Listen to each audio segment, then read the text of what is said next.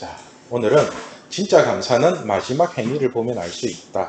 진짜 감사는 마지막 행위를 보면 알 수 있다라는 주제로 하나님의 마음을 알아가도록 하겠습니다. 화장실 들어갈 때와 나올 때가 다르다는 속담이 있습니다. 그렇죠? 마음이 다급할 때는 무언가를 간절히 찾다가도 자기가 원하는 것을 달성한 후에는 그 마음이 변한다는 것을 말합니다. 돈을 빌릴 때는 그 돈부터 갚겠다고 하고 빌렸는데 돈이 생기면은 그 돈부터 안 갚죠. 또 자기 급한 대로 다른 데 쓰죠. 연애할 때는 100일, 200일, 300일 하면서 뭐 어떤 기념일도 다 만들어서 챙기는데 결혼만 하면은 있던 기념일도 없애고 싶은 게 그죠? 남자들 특히 더 그렇죠? 특히 남자들은 결혼을 하기 전에는 그죠? 손에 물 한 방울 안 묻히고 막 그렇게 살게 해주겠다, 원하는 거 다 해주겠다고 그렇게 얘기하고서는 결혼한 뒤에는 잡힌 물고기 떡밥 안 준다는 식으로 외면하는 경우가 많습니다. 이처럼 사람들은 어떤 문제가 있을 때 그 문제를 해결하기 위해서는 별의 별짓을 다 하다가도 막상 그 문제가 해결되면 언제 그랬냐는 듯이 쌩까는 경우가 허다하다는 것입니다. 어쩌면 오늘 본문의 내용도 이런 것 같습니다. 자신의 문제를 해결받고 난 뒤에 감사를 하러 온 한 사람이 있는 반면에 똑같은 문제를 해결받고도 아무런 감사도 없이 자기 갈 길로 가버린 9명의 사람이 있습니다. 오늘 말씀은 이 둘을 비교하며 우리에게 진짜 감사가 무엇인지를 가르쳐주고 있습니다. 오늘 본문의 내용을 간단히 살펴보면 예수님께서 예루살렘으로 올라가는 길에 한 마을을 지나가십니다.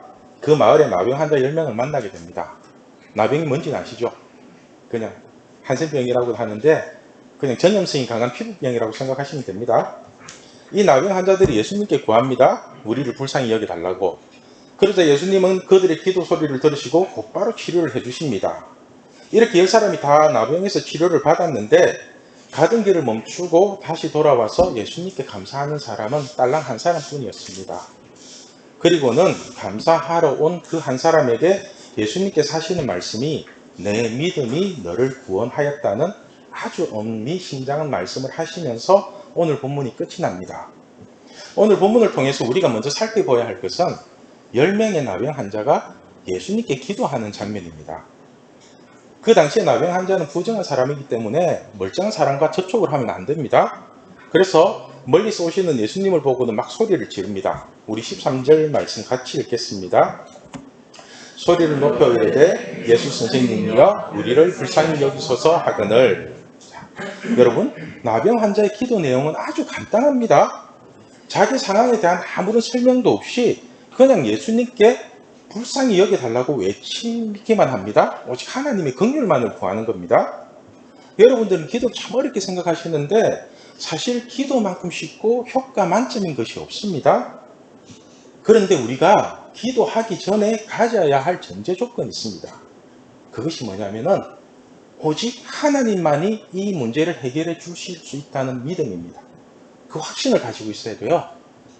자, 이 시점에서 하나 물어볼게요. 여러분들은 기도하면 응답이 있다고 생각해요?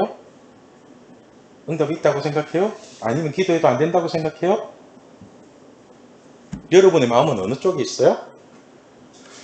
우리에게 기도가 재미없고 하기 싫은 이유는 하나님께 기도하면 반드시 응답이 된다는 확신이 없기 때문에 그렇습니다. 여러분, 기도하면 반드시 응답됩니다.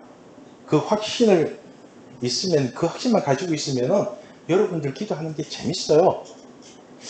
그런데 더 큰 문제는 이 확신이 없으면 진정한 기도도 되지 않을 뿐더러 하나님조차도 어떤 문제를 해결할 수 있는 여러 가지 수단 중에 하나가 될 수밖에 없다는 겁니다. 가령 우리에게 A라는 문제가 생겼을 때 이 문제를 해결해 줄 수 있는 사람이나 방법을 먼저 생각합니다. 그죠? 대부분의 사람들이 어떤 문제가 생겼을 때 가장 먼저 하는 것이 기도하는 것이 아니라 자기 통박을 굴리면서 이 문제를 어떻게 해결할까를 생각합니다. 그리고는 기도를 하는 게 아니라 고민을 합니다. 고민을. 누구한테 부탁을 하고 어떤 방법을 선택할지 고민하다가 조심스럽게 실행에 옮깁니다.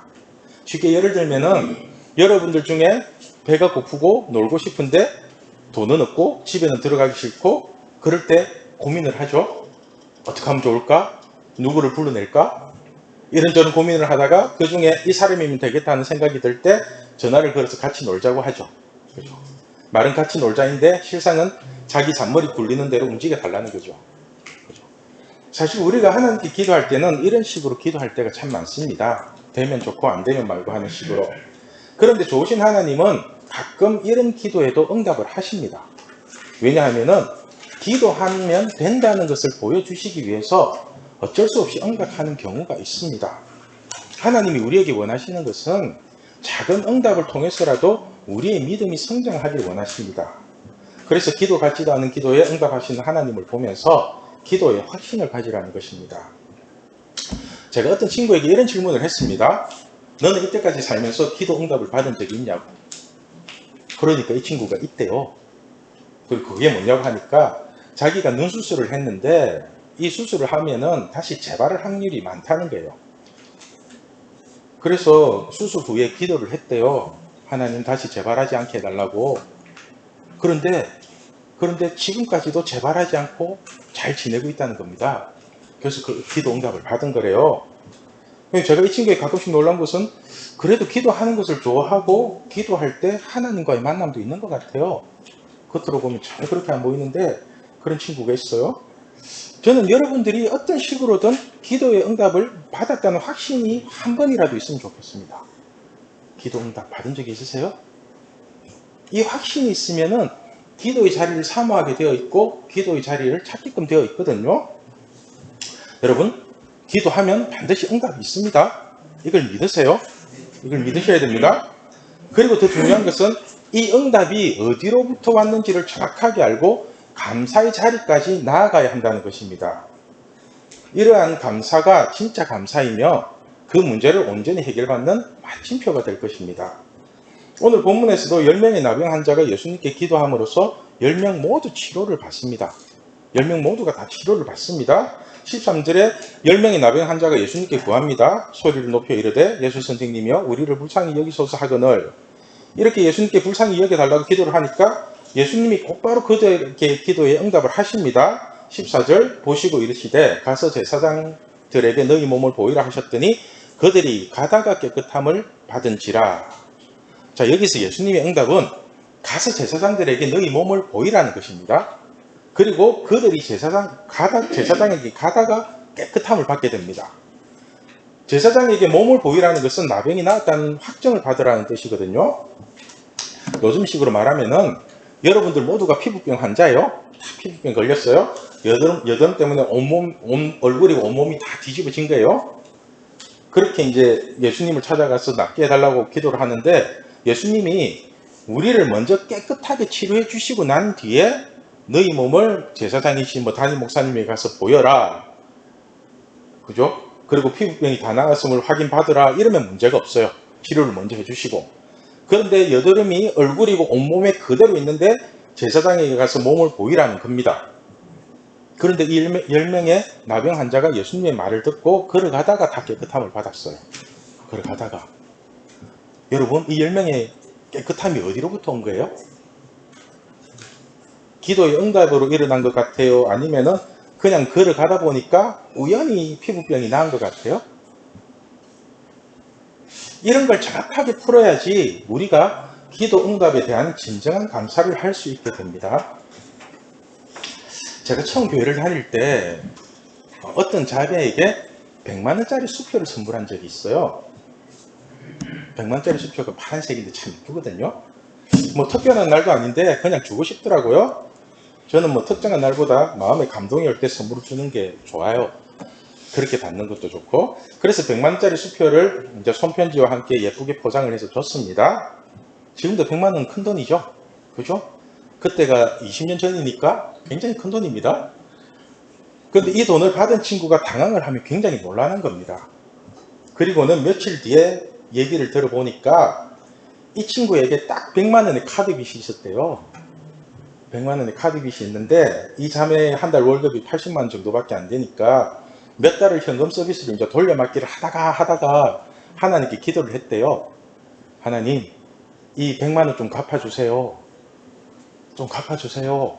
귀찮아 죽겠어요. 막 이렇게 기도를 했대요. 그런데 이 기도를 시작한 지 며칠 되지 않았는데 제가 100만 원짜리 수표를 떡 주더라는 겁니다. 그죠? 그러면서 하나님의 응답은 참으로 놀랍다고 얘기를 하더라고요. 여러분, 이건 우연히 일어난 일일까요? 아니면 기도의 응답일까요? 이런 기도의 응답은 한 번으로 족하지 계속 일어나면 저는 거덜납니다. 큰일 납니다. 그렇다면 오늘 본문에서 일어난 나병 환자 10명이 나은 사건은 우연히 일어난 것일까요? 아니면 기도의 응답일까요? 오늘 본문을 통해서 우리가 알 수 있는 것은 오직 한 사람만이 하나님의 응답이라고 생각을 하는 것 같고 나머지 9명은 우연히 일어났다고 생각을 하는 것 같습니다. 그 이유가 뭐냐면 우연히 일어났다고 생각하는 사람은 절대로 감사가 없습니다. 절대로 감사가 안 돼요. 우연히 재수가 좋아서 일어났는데 무슨 감사가 있겠어요. 운빨 좋은 거지 그냥. 반대로 하나님의 응답으로 일어났다고 생각하는 사람은 반드시 감사가 있습니다. 우리 15절 16절 말씀을 같이 읽겠습니다. 그 중에 한 사람이 자기가 낳은 것을 보고 큰 소리로 하나님께 영광을 돌리며 돌아와 예수의 발 아래 엎드려 감사하니 그는 사마리아 사람이라. 우리는 우리가 풀 수 없는 어떤 문제가 해결되면 뒤도 안 돌아보고 좋다고 내 갈 길로 가는데 이 한 사람은 큰 소리로 하나님께 영광을 돌리며 돌아와서는 예수님께 감사를 표했답니다. 쉽게 말해서 우리가 교회에서 기도를 하고 집에 가는 길에 응답을 받았다고 칩시다. 이때 다시 교회에 돌아와서 감사 기도를 드린다면 하나님이 얼마나 기뻐하시겠습니까? 그죠? 이때 감사 기도가 하나님께 영광을 돌리는 거잖아요. 그죠? 하나님이 해주신 겁니다. 제가 한 건 기도밖에 없는데 하나님이 해주셨군요. 그 감사. 이러한 체험이 있는 사람은 말씀에 대한 확신이 생기거든요. 말씀에 대한 확신. 하나님의 말씀은 반드시 이루어진다는 확신. 기도하면 된다는 확신. 이 확신만 생기면 여러분 진짜 세상에 대한 두려움이 다 사라집니다. 이 확신을 가지세요. 마태복음 5장을 보면은 예수님이 제자들과 많은 무리들을 향해 산상설교를 시작하시면서 하시는 말씀이 하나님의 말씀의 성경은 반드시 이루어진다고 강조를 하십니다. 우리 18절 말씀을 같이 읽겠습니다. 진실로 너희에게 이르노니 천지가 없어지기 전에는 율법의 1.1획도 결코 없어지지 아니하고 다 이루리라. 아멘. 자, 이 율법이 하나님의 말씀이고 하나님 나라의 헌법이잖아요. 그죠? 쉽게 말해서 천지가 없어지는 일이 있을지 몰라도 하나님의 말씀은 반드시 이루어진다는 것이죠. 여러분 이 말씀을 믿으세요? 이 말씀 믿어요? 저는 이 말씀을 100% 믿거든요. 그래서 하나님의 말씀을 믿고 기도하면은 기도 응답이 빠를 뿐만 아니라 기도의 내용도 굉장히 단순하고 깔끔해집니다. 제가 말씀을 100% 믿게 된 이유가 있습니다.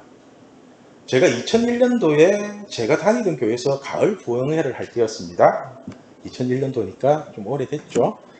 제가 교회를 제대로 다니기 시작한 지 한 1년 정도 되었을 때인데 그 강사 목사님이 하시는 말씀이 내일이 부흥의 마지막 날이니까 100배의 축복을 빌어주겠다는 겁니다. 100배의 축복. 예능 부흥에 한번 참석해 보셨어요? 그리고는 헌금을 정성껏 준비하라는 겁니다. 헌금을 정성껏 준비하라고 그래요. 그 근거 구절이 마가복음 4장 20절 말씀입니다. 우리 같이 읽을게요. 좋은 땅에 뿌려졌다는 것은 곧 말씀을 듣고 받아 30배나 60배나 100배의 결실을 하는 자니라. 아멘. 자, 말씀을 듣고 받아가지고 30배, 60배, 100배를 거둔대요. 자, 이 말씀 다 아시죠? 뭐 길가, 돌짝밭, 가시떨기, 뭐 좋은 땅, 이 네 가지 땅에 떨어진 씨의 비유처럼 자기 설교를 듣고 믿고 헌금을 하면 그 돈의 100배를 돌려받게 될 거라고 아주 강력하게 말씀을 하시는 겁니다. 여러분은 이 설교를 들으시면 믿음이 확 생기나요? 이런 설교 들으면은? 지금의 저 같으면은 사기꾼이라고 생각을 하고 헌금을 안 했을 건데 그때는 제가 하나님과 세상을 교집합으로 믿고 있었기 때문에 잔머리를 많이 굴렸죠. 100배 남는 장사인데 100배 남잖아요. 어딜 가서 100배를 남기겠어요. 그래서 얼마를 투자할까 이런 고민을 했죠. 여러분은 얼마를 투자하시겠어요? 100배 남는 장사에? 안 남으면 다 말리는 건데 남으면 대박이잖아요. 그죠? 저는 얼마를 했을 것 같아요? 저는 믿음이 좋아서 500만 원을 했습니다. 500만 원. 자매한테 100만 원짜리 수표도 선물하는데 하나님께 500만 원 못 드리겠어요? 그죠? 그때는 IMF 시기이기 때문에 500만 원이 굉장히 큰 돈이었습니다. 그때 IMF 바로 딱 그 했을 때니까 100만 원짜리 수표 5장을 헌금 봉투에 넣고 기도 제목으로 100배의 축복을 주소서라고 딱 적고 바로 부흥의 날 마지막 감사 헌금으로 드렸습니다. 그리고 헌금을 하고 난 뒤에서는 언제 5억이 생길지 또 하나님이 어떻게 5억을 주실지를 계속 생각했죠. 그러면서 기도 같지도 않은 기도를 했어요. 5억. 아빠 기억하시죠? 100배 이러면서 믿음 좋죠 이러면서. 여러분, 제가 이 5억을 돌려받았겠습니까? 못 받았겠습니까? 제가 하나님께 5억을 받았으면 이러고 살겠습니까? 그러면 제가 100배의 축복은 받았을까요? 그것도 못 받았을까요? 남는 거 하나도 없네 그러면은? 돈 날리고. 참 아이러니하게도 저는 5억은 돌려받지 못했는데 100배의 축복은 받았습니다. 왜냐하면 저는 이 하나님께 드린 500만 원 때문에 돈의 문제가 다 풀려버렸습니다. 돈에 대한 문제가. 저는 돈 때문에 힘들 때마다 하나님께 이렇게 기도를 했습니다. 아빠 5억 언제 줄 거냐고, 5억 언제 줄 거냐고, 내 돈 내놔, 내 돈. 이렇게 기도를 했거든요. 그때마다 하나님은 아무런 대답이 없으시다가 한 번에 이렇게 말씀하시는 거예요. 아빠는 너에게 물고기를 잡아주기보다는 물고기 잡는 법을 가르쳐 주고 싶은데 너는 어떠냐 이러더라고요. 여러분은 어떠세요? 물고기를 줄까요? 물고기 잡는 법을 가르쳐 줄까요? 한번 생각해 보세요. 돈 한두 푼 돌려받는 것보다 돈을 엄청나게 벌 수 있는 능력을 갖추는 게 더 좋지 않나요? 그죠? 하나님이 물고기 잡는 거 가르쳐 준다면 하나님이 능력을 주시는 거잖아요. 그래서 오케이 했죠. 오케이. 아빠 오케이. 그리고는 참 우리 하나님 지금까지 돈 없이 사는 법을 가르쳐 주셨어요. 돈 없이 사는 법을. 놀랍죠. 네. 제가 저번 시간에도 말씀드렸는데 하나님께 자꾸 돈을 달라고 하면은 하나님 그 돈 먹고 떨어지라고 돈을 줘버리고 말아요. 그죠? 도랑 탕자 둘째 아들도 그냥 돈 먹고 떨어지라 이러면서 돈 줘버리잖아요. 그런데 하나님께 고기 잡는 법을 배우면요. 5억이 아니라 100억도 벌 수 있고 1000억도 벌 수 있고 조 단위까지 벌 수 있어요. 그 믿음이 확실하게 생겨요. 그런데 반대로 생각하면 이렇게까지 벌 수 있는 것은 창조주 하나님만 있으면 된다는 거거든요. 그죠? 창조주 하나님이 있으니까 그렇게 벌 수 있는 게 가능해지잖아요. 하나님이 없는 5억이 저한테 무슨 필요가 있겠어요? 그러면은 창조주 하나님이 저랑 함께 하는데 제가 5억을 갖고 있을 이유가 뭐가 있어요? 그거를 필요할 때마다 구해서 쓰면 되지. 그럼 내가 뭐하러 갖고 있어요? 힘들게? 이렇게 하나님께 고기 잡는 법을 배우고 난 뒤부터는 저는 100배의 축복이 아니라 1000배, 1000배의 복을 받은 것 같습니다. 지금 제가 생각해보면 말 같지도 않은 목사님의 설교를 듣고 그 말에 순종했더니 하나님이 저에게 성경 말씀을 의심하지 않고 100% 믿을 수 있는 믿음을 주신 것 같습니다. 저는 사실 이 성경 말씀이 100% 믿어진다는 게 너무너무 감사해요. 진짜 너무너무 감사해요. 말씀이 그냥 살아있는 것 같아요. 오늘 본문에서도 딱 한 사람만이 진짜 감사한 마음을 전하려고 예수님께 돌아옵니다. 하나님께 영광을 돌리고 예수님께 감사드리는 그 나병 환자에게 예수님이 묻습니다.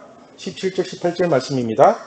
예수께서 대답하여 이르시되 10사람이 다 깨끗함을 받지 아니하였느냐? 그 9은 어디 있느냐? 이 이방인 외에는 하나님께 영광을 돌리러 돌아온 자가 없느냐 하시고, 이 말씀 속에서 여러분은 예수님의 마음이 느껴지십니까? 예수님의 마음? 10명이 다 기도 응답을 받았는데 왜 한 사람만 하나님께 영광을 돌리려고 한 사람밖에 오지 않았냐고 되묻는 이 예수님의 안타까운 마음이 느껴지세요? 왜냐하면은 이 예수님은 한 사람에게 이 선포를 하잖아요. 완전한 구원을 선포하시거든요. 예수님의 마음은 10명에게 다 이 구원을 다 주시고 싶은 거예요. 19절 말씀 우리 같이 읽겠습니다. 그에게 이르시되 일어나 가라, 내 믿음이 너를 구원하였느니라 하시더라. 아멘. 내 믿음이 너를 구원하였다는 이 말씀 속에는 참 많은 의미가 들어있는 것 같습니다. 확실한 것은 예수님께 감사를 하러 돌아온 이 한 사람만은 완전한 구원을 받았다는 것입니다. 완전한 구원. 예수님이 직접 내 믿음이 너를 구원하였다고 선포하셨으니까 완전한 구원을 받은 거죠. 그러니까 진짜 감사는 우리 믿음을 온전하게 하는 행위입니다. 우리 믿음이 완전해지는 거예요. 그럼 나머지 9명은 어떻게 됐을까요? 이 9명? 한번 생각해 보셨어요? 나병을 다 낫고 이렇게 가는데 한 사람은 돌아와서 감사했고 나머지 9명은 그냥 갔어요. 재수 이라면서. 이때 구원은 천국에 가는 구원도 포함이 되지만은 나병에서 완전히 치유되었다는 구원도 들어있습니다. 나병에서. 그래서 예수님께 감사를 드린 이 한 사람은 나병에서 완전히 해방되어 하나님과 함께하는 구원까지 받았지만 나머지 9명은 나병이 재발할 수도 있고 아니면 또 다른 방식의 하나님의 테스트가 있습니다. 왜냐하면 이 9명은 자신들의 병이 나은 것이 100% 하나님 때문이라고 믿지 않기 때문에 진짜 감사가 나올 때까지 하나님의 테스트가 반드시 있습니다. 사람이 내가 도저히 풀 수 없는 문제가 풀렸을 때 그것이 100% 하나님의 은혜라고 믿지 않으면 절대로 완전한 감사는 나올 수가 없습니다. 우리는 가끔씩 기도 응답을 받았다고 하면서도 이것이 우연히 일어난 일이 아닐까 하는 의문에 빠질 때가 있습니다. 여러분, 하나님의 응답에는 우연이라는 게 없습니다. 하나님의 응답에는 우연이 없습니다.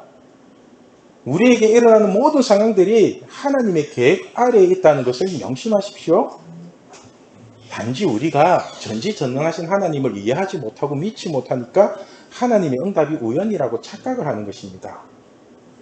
우리의 병이 낫는 것도 의사를 통해서 일하시는 하나님 때문에 낫는 거고요. 우리가 돈을 버는 것도 우리의 열매가 땅에 떨어지지 않게 지켜주시는 하나님 때문에 돈을 버는 겁니다. 한마디로 하나님이 우리를 지켜주시고 보호해 주시기 때문에 우리가 오늘 하루도 평안히 숨을 쉬며 사는 것입니다. 그래서 하나님을 믿는 사람에게는 우연이라는 게 없습니다. 오직 하나님의 계획하심과 응답만이 있는 것입니다. 자, 오늘 말씀의 제목이 진짜 감사는 마지막 행위를 보면 알 수 있다입니다.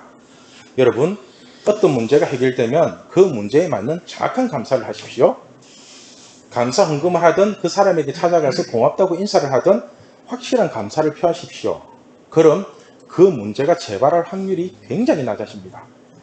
우리가 살면서 A부터 Z까지의 다양한 문제가 생깁니다.